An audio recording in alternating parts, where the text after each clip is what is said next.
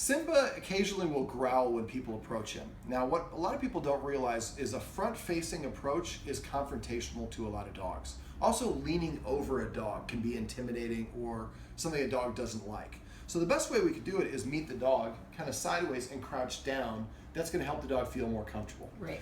Now, some people will, heard a lot of dog trainers that will say, when my dog growls, I need to throw the dog on the ground and pin him down and show him that that's unacceptable. Dogs learn through association. So if me and my guardian are walking down the street and everything is beautiful, and all of a sudden some guy comes up and on a skateboard, or he's walking in a way that I don't like as a dog, and I say, I don't like that, and I communicate that with a growl. If my guardian then grabs me and throws me to the ground, dogs learn through association. So the way the dog sees this is me and my guardian were walking down the street, everything was perfect. This new person arrives, and as soon as this new person arrives, I get thrown on the ground and pinned down. What's different? This new person. So the punishment that I'm getting is because of this new person. It has nothing to do with my growl. That's the way that dogs see it. So if you pin your dog down in what's known as an alpha roll, or you use a harsh leash correction, or you shock your dog when it sees someone and growls at them, they interpret that as coming from the person, and it will make it worse. It will progressively get worse and worse to the point where your dog will go and attack the other person because they perceive it as a negative. What I would recommend you do instead is when you're walking down the street and your dog sees of somebody coming, or a skateboard or something, and he growls, let's say the person stops and is talking to you and your dog's like, "Arr." What I would do is have a high value treat. I would touch it to the dog's nose, and then I would toss it a couple feet away from the person. Now the dog gets up and goes and gets it, and I would say the word like away or distance. Come up with a command word for it. So now the dog associates when something happens that I don't like, instead of me growling at them, or if I growl, the best thing that my guardian wants me to do is move away from the person. And that's a much more healthy way for the dog to look at it, because the dog feels empowered. If I pin the dog down, I'm taking away the dog's free will. It will resent it no matter if it loves me as its handler.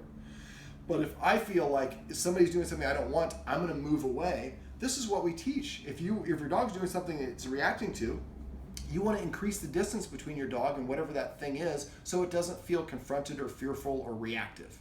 So just simply teaching your dog to move away from the person, and then when they move away, something good happens. They get this really tasty treat, and they hear the word distance, or whatever the command word is. And if you do that enough, your dog growls, you can say distance, the dog just walk a couple steps behind you.